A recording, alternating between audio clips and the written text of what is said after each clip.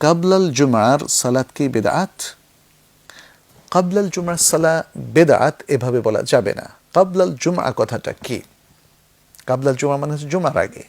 জুমার আগে রাসূল সাল্লাল্লাহু আলাইহি সাল্লামের ইনস্ট্রাকশন হচ্ছে তোমরা যতটুকু ইচ্ছা সালাত পড়তে পারো। মানে হাদিসের ভাষ্য থেকে যেটা বোঝা যায় যে দুরাকাত করে যা ইচ্ছা মুসল্লি সেটা পড়তে পারে।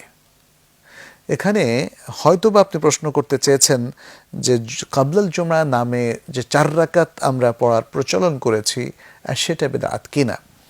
এই প্রসঙ্গে আমরা বলবো যে কাবলাল জুমা 4 রাকাত পড়া রাসূল সাল্লাল্লাহু আলাইহি সাল্লাম থেকে এভাবে সাব্যস্ত হয় নাই, বরং রাসূল সাল্লাল্লাহু আলাইহি সাল্লাম জুমার আগে এটা আনলিমিটেড 2 রাকাত করে পড়ার তিনি অনুমতি দিয়েছেন। সুতরাং এটাকে জোহরের আগের 4 রাকাতের মতো, রাতের 4 রাকাতের মতো এটাকে কনসিডার করা বা এটাকে নির্ধারিত করা সেটা ঠিক নয়। সেজন্য উলামায়ে কেরাম অনেকে বলেছেন কাবলাল জুমাকে 4 রাকাতের মধ্যে সীমাবদ্ধ করে একসাথে 4 রাকাত পড়া, এভাবে নিয়ম জারি করা, এটা অনেকে বলেছেন যে বেদাত। আপনি হয়তো সেই প্রশ্নটাই করেছেন বলে আমার ধারণা।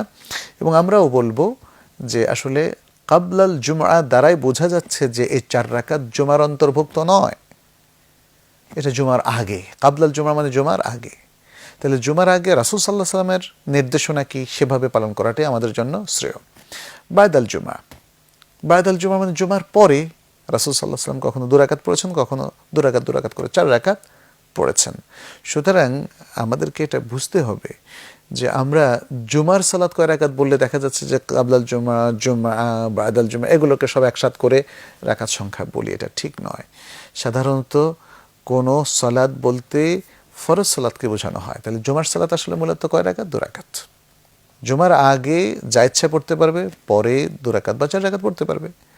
জোহরের সালাত 4 রাকাত ফরজ, তাহলে কাবলাল যহর 2 রাকাত বা 4 রাকাত, এবং বাদাল যহর 2 রাকাত ইত্যাদি। এভাবে আমাদেরকে বুঝতে হবে।